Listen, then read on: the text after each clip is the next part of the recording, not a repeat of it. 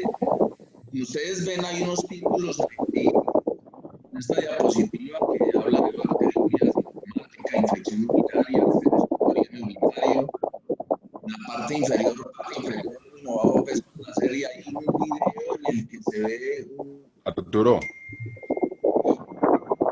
Arturo, Cuéntame. dame un ¿Alguien tiene segundo. Alguien tiene el micrófono prendido y está... en la ducha? ¿Está en la ducha o está en el carro o en la moto?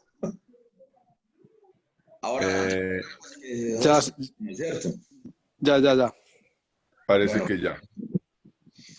entonces, ustedes ven que hay como una secuencia en esta diapositiva en la que se hablan de los títulos que estamos hablando. Bueno, resulta, mis queridos colegas, que así es como nos ven hoy en los diferentes escenarios. Ese es el puente hecho en China en el que hay un imaginario en el que yo puedo estrellarme probablemente con el parto pretérmino, el bajo peso al nacer. Está el urólogo, el internista, el infectólogo, el nefrólogo tratando de darnos una ayuda y el epidemiólogo que ya cree que él definitivamente no tiene nada que hacer con nosotros, porque la información que tenemos actual de este tema data de 1960 y las guías que nosotros tenemos en Colombia y en algunas partes del mundo están basados en literatura que se ha hecho entre 1960 y 1990. Entonces, en la parte inferior de la diapositiva ustedes ven que dicen que el mal entendimiento de esta ecuación que hay entre bacteriuria, infección urinaria, sepsis de origen urinario, el parto pretérmino, el bajo peso al nacer, probablemente nos esté llevando a que nosotros, probablemente, y lo hago en forma hipotética, seamos unos grandes ayudadores a la resistencia bacteriana y a la sepsis. Porque tenemos unos conceptos que al parecer y en la literatura nueva pueden estar errados. Y por eso pues, se hace la gran pregunta de si realmente esa ecuación que estamos manejando hasta ahora es la que debemos seguir manejando.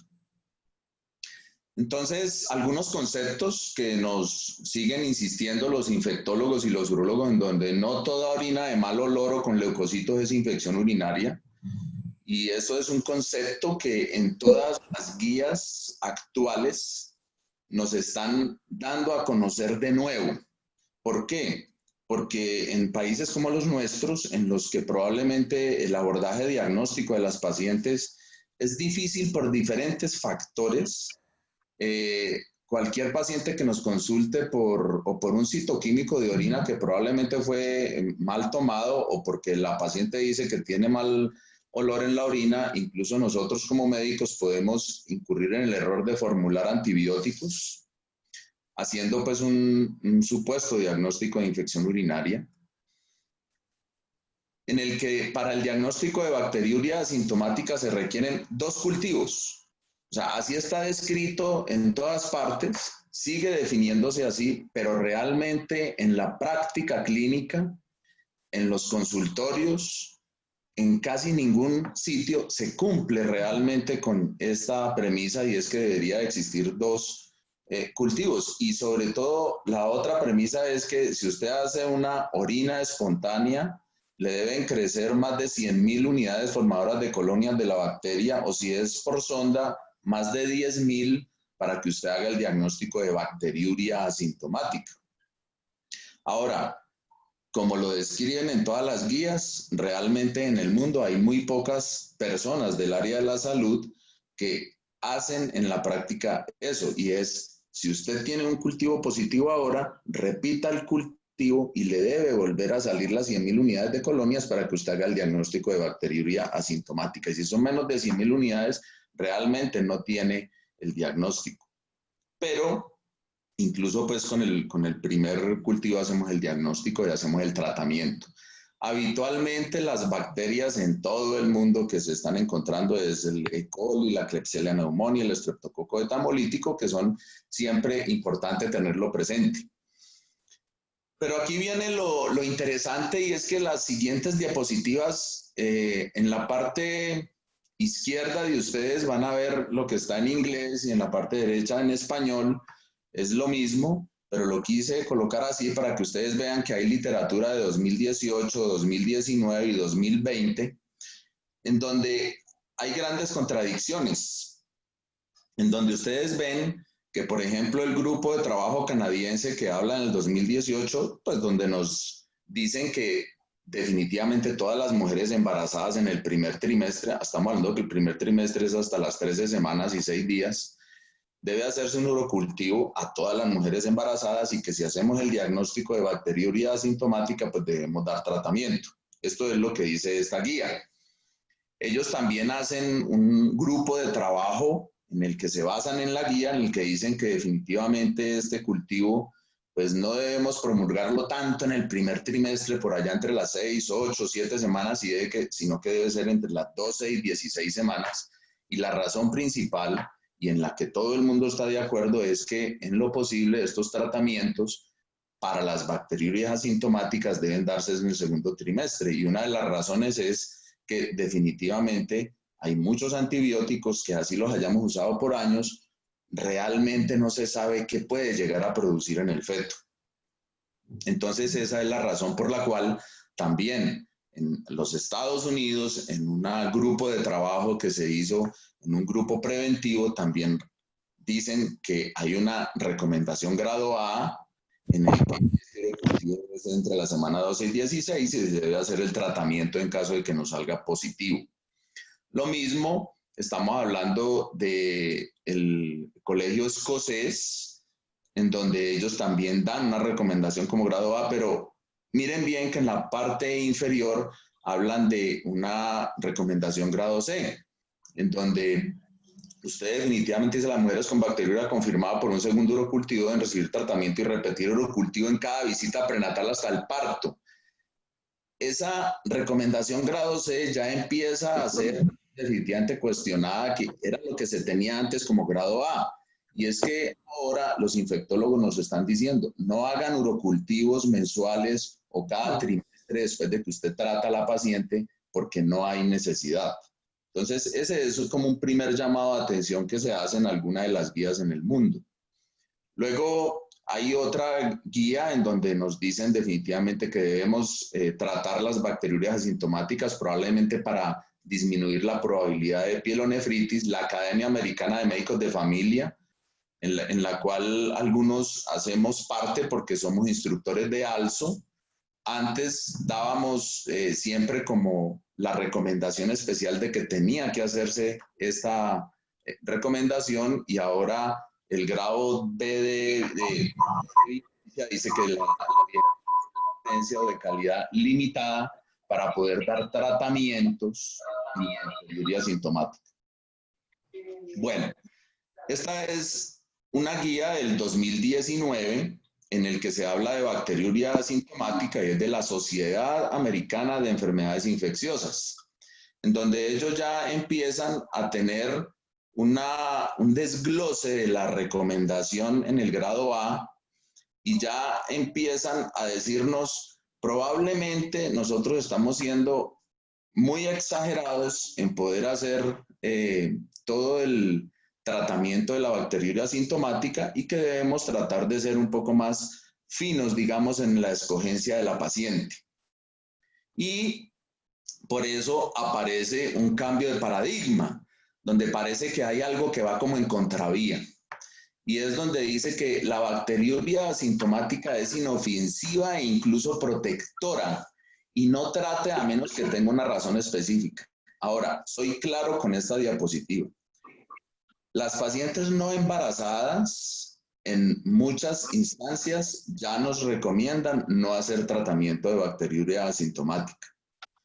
Ahora, hay trabajos en los que probablemente, y en esto se basa también Cochrane en el 2019 y la guía suiza de ginecología y obstetricia hablando de bacteriuria asintomática y embarazo, y es que probablemente hay algunas pacientes que hoy por hoy, si les hacemos el diagnóstico de bacteriuria asintomática y si son pacientes que no tienen factor de riesgo, y soy claro, el embarazo solamente no lo toman como factor de riesgo, que es lo que nos han enseñado y hemos enseñado muchos años, y es que embarazo asociado a bacteriuria asintomática quiere decir que los dos se vuelven un factor de riesgo. Ahora nos están diciendo, si usted tiene una embarazada que por el hecho de estar embarazada, pero no tiene ninguna otra condición, ni física, ni patológica, usted no debe tomar el embarazo como un factor de riesgo en sí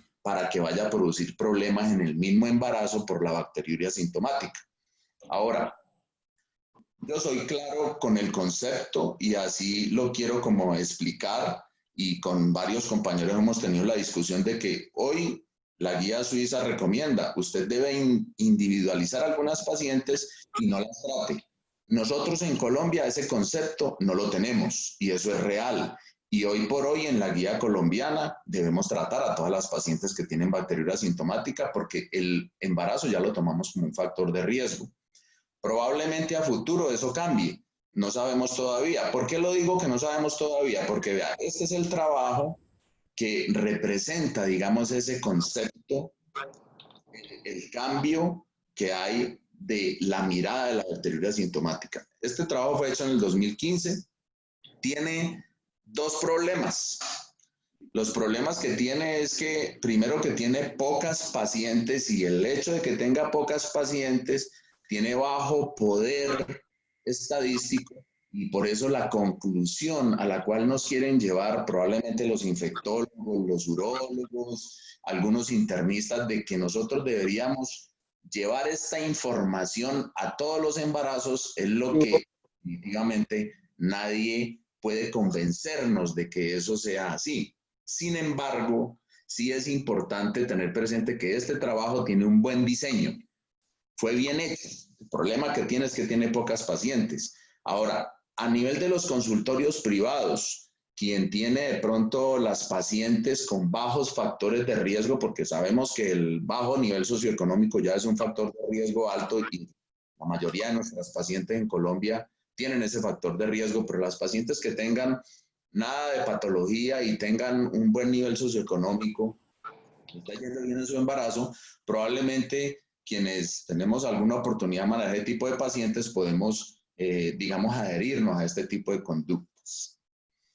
Bueno, la idea es que en cuanto a bacteriuria asintomática, eso es como lo nuevo, en el sentido, ¿qué es lo nuevo? Que debemos abrir la mente a que posiblemente va a haber algún tipo de pacientes en el que nosotros podemos incluso no tratar. Segundo, no pedirle los urocultivos después de que la tratamos, si la vamos a tratar. Y lo otro es que si la vamos a tratar, acuérdense que los tratamientos en muchas ocasiones son por 10 días. Hay mucha gente que manda los tratamientos por 10 días. Ahora los infectólogos nos están diciendo, traten 4 días las pacientes y máximo 7 días. O den dosis única. Y ahora vamos a hablar de los antibióticos en las últimas diapositivas. Bueno, saltemos ahora a lo que es infección de vías urinarias. Entonces, si yo tengo infección de vías urinarias, muy importante lo que nos dan a conocer en ese documento que ustedes ven ahí y en casi todas las guías. Y es que al parecer, tanto la medicina general como nosotros los ginecobstetras somos muy fáciles en la adquisición del conocimiento con las pacientes para hacer el diagnóstico de infección urinaria. Me explico. La diapositiva al principio que les decía, doctor, es que la orina me huele mal. Entonces, ¿quién tiene por ahí?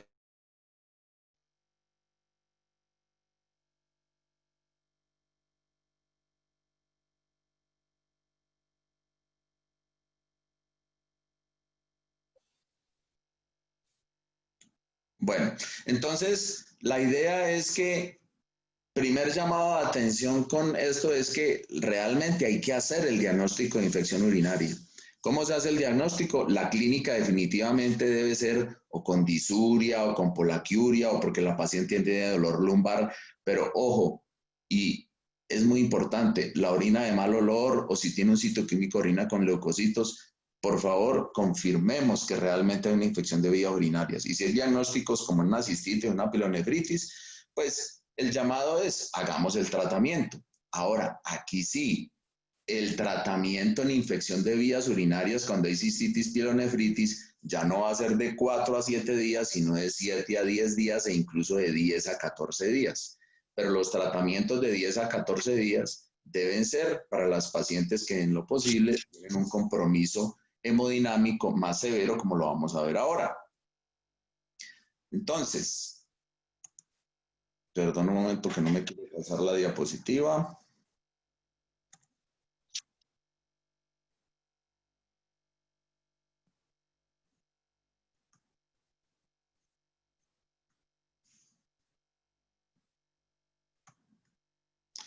Entonces, viene esta diapositiva y es la sepsis. Entonces, para resumir un poco de aquí para atrás, ya hablamos de bacteriuria asintomática y los conceptos que hay que tener hoy con la mente abierta y probablemente vamos a cambiar algunos conceptos, pero hoy por hoy nuestros protocolos siguen siendo que vamos a tratarlas a todas y podemos hacer algunas excepciones dependiendo del ambiente que tengamos en nuestro trabajo.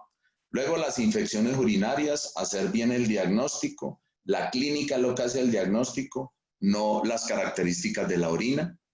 Y por último, la sepsis. Entonces, si nosotros no hacemos bien estos primeros pasos, probablemente vamos a seguir teniendo sepsis de origen urinario. Pero aquí hay un concepto nuevo. Ya no hablamos de síndrome de respuesta inflamatoria sistémica secundaria a infección de vías urinarias. Por eso no está en la diapositiva. Por eso usted tiene sepsis o no tiene sepsis.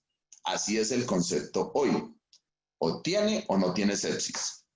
Entonces, si usted tiene una paciente que tiene una infección de vías urinarias y usted quiere saber si tiene sepsis o no, entonces hoy la recomendación en obstetricia, porque hay varias escalas, pero quise ser práctico en nuestra conferencia en aras pues, de la practicidad y del tiempo, y es que usted el abordaje inicial de la paciente lo hace con esta mnemotecnia, en donde se llama el quick sofa. Entonces la mnemotecnia es que hay un sofá de 3 puestos, hay 3 cosas que debemos tener presentes con estas pacientes.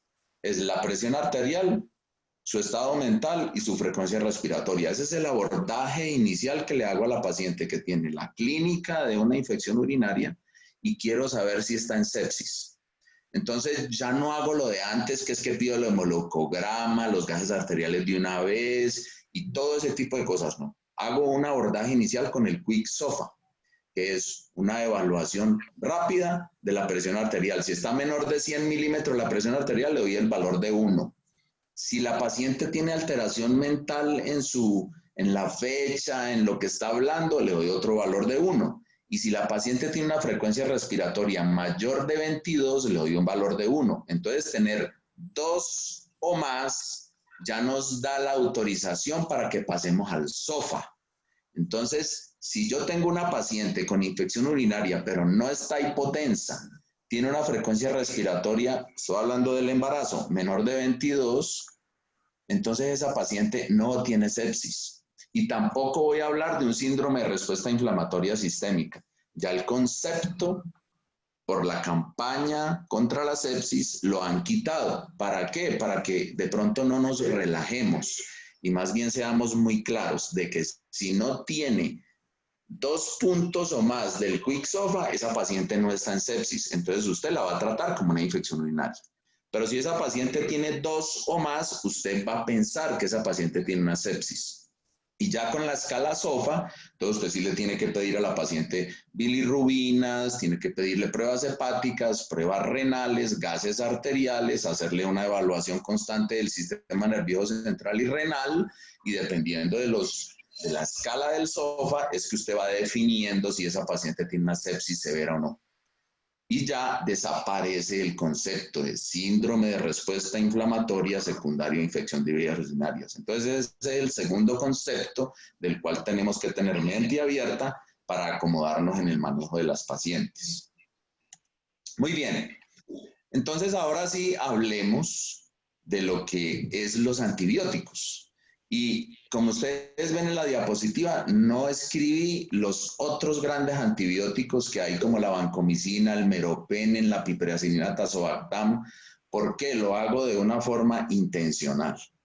Y es que nosotros debemos tratar de hacer los tratamientos de bacteriuria asintomática como nos lo enseñan hoy en los infectólogos, y es que procurar que sean de 4 días. Ahora, si lo hacemos de 7 días no está mal, pero si usted hace un tratamiento, una bacteriuria asintomática por 4 días, muy probablemente ese va a ser el concepto claro que vamos a tener dentro de 2 o 3 años en la literatura. Hoy por hoy, muchos nos están diciendo, hágalo que está bien hecho. Y puede ser con la misma amoxicilina, ampicilina, la nitrofurantoína, la cefalexina, que nosotros hemos usado hace mucho tiempo, pero hay que usarlo bien, en buena dosis. Entonces, las dosis, pues cada uno las puede pues, tener claras en sus diferentes instituciones, pero habitualmente son dosis que van desde 1.5 a 4 gramos en el día de todos los antibióticos, o la nitrofurantoína cuando uno utiliza 100 miligramos cada 6 horas durante los 4 días. Y lo otro es, ¿usted le va a hacer cultivo de control o no? Hoy por hoy en Colombia, nuestra guía, sí debemos hacer el cultivo de control. Probablemente a futuro nos van a enseñar que no necesitamos hacer cultivo de control, a menos que la paciente tenga algún síntoma clínico. Y le hago un espacio especial a la fosfomicina trometamol. La fosfomicina es un medicamento que se utiliza en dosis única, que es muy bueno, que en este momento en Colombia tiene un valor aproximado de 50.000 pesos y se utiliza en dosis única. Es muy buen antibiótico, se puede utilizar en el embarazo. En alguna pequeña encuesta que le hice a algunos colegas del país, algunos me hablaban que incluso desconocen que la fosfomicina trometamol se puede utilizar en el embarazo. Hoy por hoy en muchas guías es el medicamento de elección para la bacteriuria asintomática en dosis única.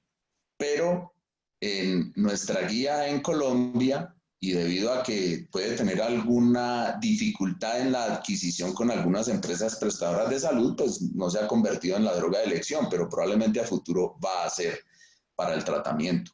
Lo que no debemos hacer es utilizar, por ejemplo, la amoxicilina en dosis única o la cefalexina en dosis única, que todavía vemos que hay algunas personas del área de la salud que utilizan este tipo de antibióticos en dosis única y no se recomiendan para la bacteriuria asintomática. Entonces el llamado es, puede ser 7 días, pero probablemente a futuro vamos a deber tener la mente abierta para hacer tratamientos de bacteriuria asintomática por 4 días. Y el tratamiento de infección de vías urinarias y sepsis va a ser de 10 a 14 días. Entonces, eso es las grandes cosas que tenemos de la literatura nueva que hay en infección de vías urinarias y bacteriuria asintomática, y para llevar al consultorio y al trabajo sí me parece muy importante lo siguiente, y es que realmente una buena comunicación con el infectólogo, el epidemiólogo, el internista, el urólogo y el nefrólogo va a hacer que nosotros en el área materno-fetal y en la ginecobstetricia pues podamos hablar el mismo idioma con ellos. Yo pienso que el mundo lo necesita. La campaña contra la sepsis lo necesita. Y nosotros no podemos sentirnos mal porque realmente que como voluntad nos montemos en el bus en el que quiere montarse todo el mundo en contra del mal uso de los antibióticos, y es que mal hablemos el mismo idioma al respecto. Debemos fomentar la educación con el real diagnóstico y tratamiento de la bacteriuria asintomática, la infección urinaria, y debemos hacer real el tema de la resistencia bacteriana y su origen. Y ahí coloco su origen, y es que posiblemente nosotros estamos causando este gran daño que hacemos a muchas pacientes. Entonces, eso era todo lo que les tenía en el conocimiento que pudimos capturar de las guías nuevas de infección de vías urinarias. Quise hacerlo en un tiempo prudente para que el doctor Ferrer también nos pueda acompañar de pronto con algunas experiencias y cosas que él nos puede dar, ojalá en la mujer no embarazada, y que nos quede un buen tiempo para la discusión. Muchas gracias. Arturo, muchas gracias. Yo creo que vamos a abrir el espacio de discusión. Ya hay gente por aquí levantando la mano. Yo les recuerdo que para la discusión, a quien se le da la palabra, no active su micrófono, sino que solamente oprima la barra espaciadora. De esa manera puede hablar teniendo la barra espaciadora oprimida, y cuando la suelte, el micrófono se desactivará, porque frecuentemente se nos olvida volver a apagar el micrófono y esto se vuelve un pandemonio. Aprendí entonces que la bacteriuria asintomática en la mujer no embarazada parece que es un diagnóstico que desaparece, o por lo menos porque no hay necesidad de tratar ya. Ahora nos dirá el doctor Ferrer si es verdad. En la paciente embarazada sigue la bacteriuria asintomática como un diagnóstico que está como chilingueando, porque las guías europeas son más claras en que de pronto no hay necesidad de tratar. Las guías americanas con un muy bajo nivel de evidencia dicen que todavía debemos hacer screen de bacteriuria asintomática en la paciente embarazada al inicio de su control prenatal. En los Estados Unidos y en Europa las pacientes entran tarde al control prenatal y por eso la recomiendan la semana 12 a 16. En nuestro medio, particularmente en la consulta privada, antes. Lo del urocultivo lo discutiremos ahorita, no me queda tan claro si hacer seguimiento o no del urocultivo. Aprendí que los antibióticos siguen siendo más o menos el mismo armamentario que hemos tenido toda la vida. La nitrofurantoína y la fosfomicina, como dice Arturo, el monuril, sigue siendo una droga de excelente uso por su monodosis, o sea que cumple lo que los infectólogos quieren hoy en día, usar tratamientos cortos en monodosis, ojalá. O sea que para la bacteriuria asintomática es ideal. Yo le quisiera preguntar al doctor Ferrer si está por ahí, ¿qué piensan los urólogos de hacer screen o no en la paciente embarazada en su primera consulta de bacteriuria asintomática, y en el caso de tener una bacteriuria asintomática, tratar o no tratar? Julio, ¿estás por ahí? Sí, José, muy buenos días a todos, por aquí ando. Primero que todo, queriendo felicitar al conferencista porque yo creo que hizo un resumen excelente de una cosa que está en este momento justamente en evolución. Este es uno de esos temas en donde ha habido por muchos años unos criterios ya muy establecidos, y en este momento, a raíz de algunos estudios que se están publicando y que por alguna razón se habían dejado de hacer por unos años, por unas décadas, pues entonces lo que figuraba como una verdad muy establecida empieza a ser cuestionada, ¿cierto? Y en este caso es así. Nosotros pues no nos preocupamos mucho en el término de decidir si una mujer en el estudio prenatal de rutina se le debe hacer el urocultivo o no, porque es que nosotros no hacemos los controles prenatales. Normalmente a nosotros nos llaman a interconsultarnos cuando tienen alguna duda, pero como no somos los responsables de hacer los controles, pues no nos preocupamos mucho. Yo creo que con las mujeres en embarazo va a ocurrir lo mismo que sucedió con las demás mujeres, que en principio hace unos años se trataban todas, y con el tiempo se vio que eso lo único que hacía era fomentar la resistencia a los antibióticos, y por eso en mujeres no embarazadas, en este momento más la norma es no tratarlas, y hay algunas excepciones en que sí se trata. Yo creo que con las mujeres en embarazo, después de un tiempo, va a seguir siendo lo mismo. Yo pensaría que uno en este momento se debe ajustar más a lo que digan las guías locales, solamente para ajustarse a la protección legal, y en donde sea vigente que se considere hacer rutinariamente el urocultivo, pues deberían hacerlo. Pero realmente el impacto de la bacteriuria asintomática, lo que se está viendo ahora, el verdadero impacto en la salud de la mujer y del bebé, parece ser mucho menor de lo que se creía antes. Las tasas de pielonefritis, por ejemplo, en este momento se calculan máximo en un 2.7% en mujeres que tienen la bacteriuria asintomática, entonces realmente no parece ser tan intensa. Sin embargo, yo les recomiendo, donde tengan, que en el protocolo institucional, se lo repito, que se debe hacer ese urocultivo, pues háganlo siempre para que estén siempre cubiertos legalmente. Pero si no está eso descrito específicamente en los protocolos, uno puede simplemente seleccionar pacientes de más riesgo, mujeres, por ejemplo, que han tenido enfermedades que produzcan disminución del sistema inmune, o mujeres diabéticas, en fin, y en esas sí hacerlo selectivamente. Julio, muchas gracias. Te hago una pregunta. El tema del urocultivo de control que sigue apareciendo en las guías, donde respecto a la infección urinaria, no a la bacteriuria asintomática, sino respecto a la infección urinaria, donde también están recomendando que el tratamiento sea suficiente, el manejo sea suficiente con la mejoría de los síntomas. ¿Se justifica a todas las pacientes hacerles urocultivo de control post-tratamiento o con la mejoría de los síntomas en una paciente sin factores de riesgo y solamente con una infección urinaria no complicada? Sería adecuado no hacer cultivo de control. Igual, José, en mujeres que no tengan riesgo, ese urocultivo de control no es necesario. Cuando hay mujeres con infecciones urinarias a repetición, o mujeres sobre todo, en las que uno considera que lo que hay es una infección urinaria persistente, es decir, una infección urinaria que persiste a pesar de los antibióticos, uno sí lo debe repetir. Pero de nuevo, yo creo que toda la tendencia va también allá. Si las mujeres no tienen factores de riesgo, si clínicamente se aliviaron, uno puede omitir ese urocultivo de control.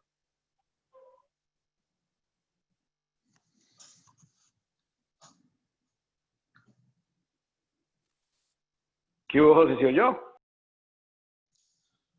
¿Aló? No, sí se oyó bien, sí se oyó bien. Perfecto. Tengo aquí a alguien levantando la mano. Fabián, veo que estás levantando tu mano. Buenos días. Una pregunta para Arturo. Acá en la zona donde nosotros vivimos, generalmente las pacientes de entrada le piden un parcial de orina. Cuando uno sospecha una infección urinaria, nosotros acá, además del parcial de orina, le pedimos un gran de orina para poder determinar qué tipo de germen es y poder ayudarnos para el tratamiento específico ya directamente con respecto al germen que ocasiona la infección urinaria. ¿Qué opinión tienes de esto? Bueno, la enseñanza hoy que recibimos de la literatura y lo que debemos promulgar es que ojalá no utilicemos el citoquímico de orina ni las tirillas para hacer diagnóstico como tal. ¿Por qué? Porque si nosotros tenemos una paciente que realmente no tiene en este momento una condición clínica grave o hemodinámicamente está bien y podemos esperar a tener un cultivo y un antibiograma, entonces lo ideal es que siempre sea así.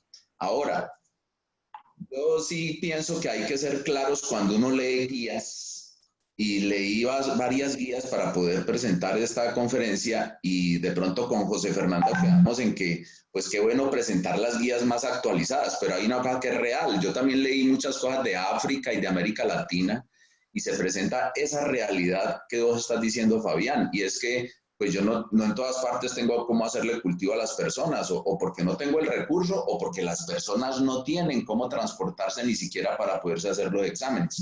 Entonces, infelizmente, esos factores son los que ayudan a que nosotros estemos probablemente formulando el antibiótico que no es, el tiempo que no es, y sean los principales formadores de resistencia bacteriana o los formadores de gérmenes BLE positivo que a futuro nos están haciendo las sepsis urinarias.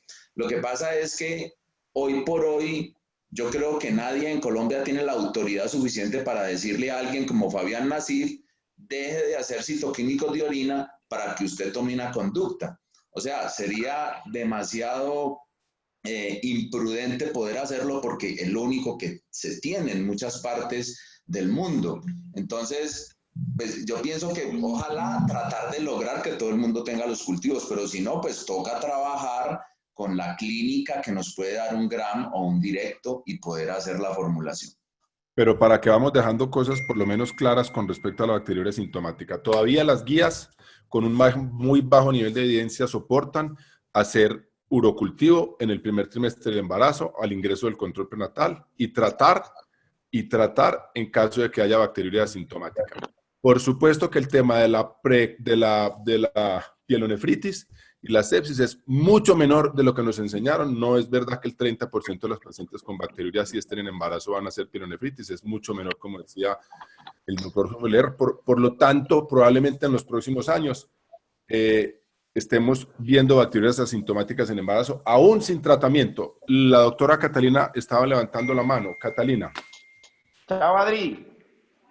José, gracias. Arturo, gracias. Yo tengo una pregunta. En esos casos, porque yo creo que eso es una duda muy grande para todos los que pues hacemos clínica, y es, En casos de pacientes sintomáticas en los cuales uno no tiene, digamos, el tiempo para hacer el urocultivo, según nuestro perfil de sensibilidad y resistencia, ¿vos cuál crees que es el antibiótico de elección para iniciar un tratamiento de manera empírica? Esa es una pregunta. Y lo otro es, ¿qué opinas de la nitrofurantoína en el primer trimestre? La última pregunta no se te escuchó bien. La última pregunta es nitrofurantoína en primer trimestre. Listo. Entonces, en la primera pregunta se va como a la diapositiva donde hablé de los antibióticos que todavía se recomiendan en un sitio como Colombia o América Latina. Sigue siendo la amoxicilina, la cefalexina, los medicamentos que se pueden formular de una vez, y si uno va a utilizar dosis única, la fosfomicina. Ahora, en muchas partes de América Latina se tiene como fosfomicina como primera elección. En algunas partes va a tener el problema del costo. En Colombia está alrededor de 50.000 pesos, pero se puede utilizar como primera elección. Ahora, respecto a esa pregunta, la amoxicilina sulbactam en Colombia no está recomendada en ninguna de las ciudades donde se hacen estudios de antibiograma como droga de elección. Como es un medicamento caro y es un medicamento costoso, muchas personas creen que es muy bueno.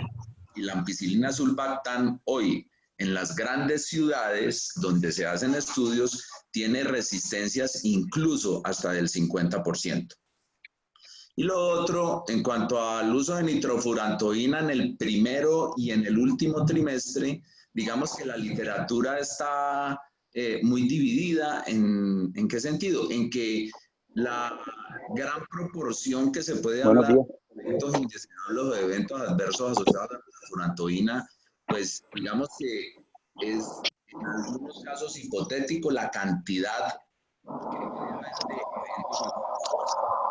eventos en algunos protocolos se recomienda, pero es mejor siempre las recomendaciones que hacen incluso en la guía suiza que acaba de salir. Usted puede seguir utilizando amoxicilina, ampicilina, cefalexina como primera elección si va a utilizar un tratamiento de 4 a 7 días. El trimetoprim sulfa también. Deja que yo abra. Ahora, el trimetoprim sulfa lo podemos usar en el segundo trimestre. Y en todas las guías realmente lo dan con un buen margen de seguridad si lo vamos a utilizar en el segundo trimestre. Estoy hablando de antibióticos, como con la pregunta que hizo Catalina. O sea, si yo tengo una paciente en la que no tengo activo, entonces yo voy a utilizar un medicamento de entrada. Recuerden apagar sus micrófonos. El doctor Alberto Anaya está levantando la mano. Alberto. Sí, buenos días. La pregunta fue concisa para el doctor. Doctor, sabemos que la primera causa pues, de amenazas de aborto pues, son las infecciones. Tranquilitos, esperar aquí afuera que ya viene la SECRE y se separan. Es la primera causa de las infecciones pues, urinarias y es una de las primeras causas pues, de amenazas de aborto. Pero ahorita me llamó la atención algo que usted decía, que pues la tendencia está siendo a que no todas las bacterias asintomáticas se tratan a menos que tenga algo asociado o un factor de riesgo. Entonces, la pregunta es que, asociado a que la amenaza de aborto en infecciones, dado el caso de las infecciones urinarias, una paciente pues con amenaza de aborto y con cualquier de estos parámetros en el parcial de orina, de pronto que a veces no son tan concluyentes, y el urocultivo pues ya estaría uno llevándolo a pensar en iniciar tratamiento pues de incluso de manera urgente pues en la esencia. No sé qué piensa usted al respecto y si nos puede... Es una pregunta maravillosa por lo siguiente, porque aquí podemos afianzar el concepto de bacteriuria asintomática. Me explico. Bacteriuria asintomática es una paciente que está sin síntomas de nada.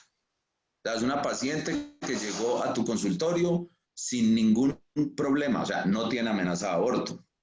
Y esa paciente le enviamos el urocultivo, el de rutina que tenemos en nuestro protocolo, en nuestra guía, la paciente se realiza el urocultivo y llega con una E. coli más de 100.000 unidades formadoras de colonias y no tiene síntomas. O sea que la paciente con amenaza de aborto no ingresa en este capítulo. Entonces, si yo tengo la paciente que tiene amenaza de aborto y le encuentro un germen en la orina, pues yo debo pensar probablemente que esa paciente tiene una infección de vías urinarias y no una bacteriuria asintomática. Entonces, ese concepto es realmente, en algunas personas dicen, no, pero es que si no tienes síntomas urinarios, entonces tienes bacteriuria asintomática más amenaza de aborto. Es muy difícil hacer la diferencia por toda la fisiopatología que tenemos de las fosfolipasas alrededor de lo que pueden producir en el tejido placentario. Pero aquí tenemos que separarlo. Esa paciente tiene una infección urinaria y tiene una amenaza de aborto y como tal tenemos que tratarlo, ¿no es cierto? Pero si tenemos la paciente que no tiene ningún síntoma y tiene la bacteriuria, voy a poner el ejemplo, paciente de 25 años, primigestante, índice de masa corporal de 20, es sana, no fuma, tiene un trabajo estable, vida armónica y no tiene ningún factor de riesgo y te llega con un E. coli mayor de 100.000 unidades formadoras de colonias y no tiene síntomas.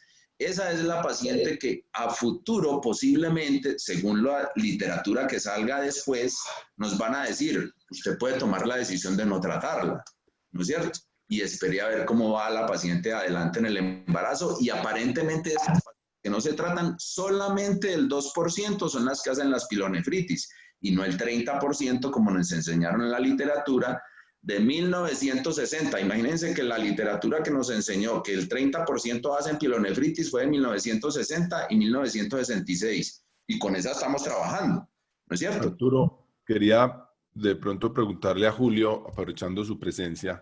Julio, ¿hay en la paciente embarazada con infección urinaria persistente o recurrente, hay espacio para el manejo de antibióticos profilácticos o de terapias no antibióticas profilácticas y cuáles serían? José, ahí me están oyendo bien. Sí, perfecto.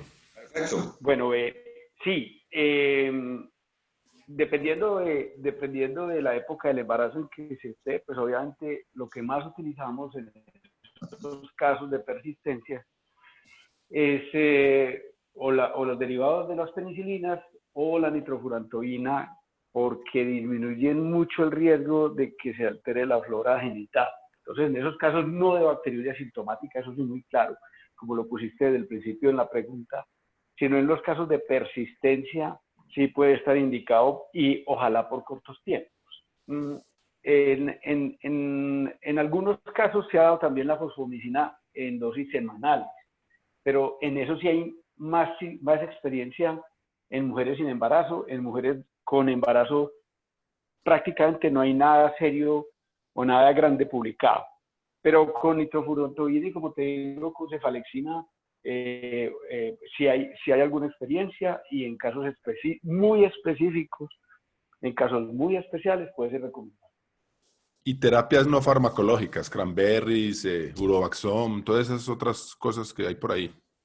A ver, aquí yo les quiero hacer una separación entre la medicina basada en la evidencia y la medicina basada en la experiencia. Cuando uno mira, por ejemplo, el cranberry, que ya tiene análisis en Cochrane y tiene muchos estudios bien hechos, lo que uno mira objetivamente es que, si bien no hacen daño, tampoco es que haya una diferencia muy grande en términos estadísticos entre los resultados de darlas o no darlas. En otras palabras, la evidencia objetiva, basada en la evidencia de que el cranberry o sus derivados, las proantocianidinas, con el nombre comercial que les quieran decir, realmente son útiles, esa evidencia es limitada. Sin embargo, cuando uno trabaja con la experiencia, se da cuenta de que por alguna razón hay pacientes que responden bien a esos medicamentos. Entonces, lo que yo acostumbro a hacer basado en eso es que cuando yo tengo una persona con esa predisposición, les doy el cranberry, partiendo de la base de que hasta ahora no se conoce ningún efecto colateral, y observo individualmente la paciente. Uno se sorprende porque muchas señoras o muchas pacientes, como uno podría esperar, siguen presentando las infecciones a pesar de que les dé uno el cranberry. Pero lo que a uno le llama la atención es que hay casos particulares en que la respuesta es positiva y excelente. Es decir, hay señoras que le dicen a uno que la vida les cambió antes y después del cambio. De ninguna manera es algo que uno puede decir que lo puede extrapolar a grandes posiciones, pero sí vale la pena ensayar sabiendo que uno está tranquilo de no hacer daño. Con las otras cosas como las supuestas, las vacunas que se han intentado muchas, y específicamente las vacunas contra E. coli orales, que son lo que vos mencionaste, tenemos más o menos una experiencia similar. Los resultados que publican por ahí son todos muy, muy poco claros. No hay una evidencia tan digamos, tranquilizante que eso sea muy útil, pero de nuevo hay pacientes que responden. Entonces, no valdría mucho, no habría mucho problema en ensayarlas. Perfecto. Julio, muchas gracias. La doctora Mónica Beltrán en Bucaramanga estaba levantando la mano.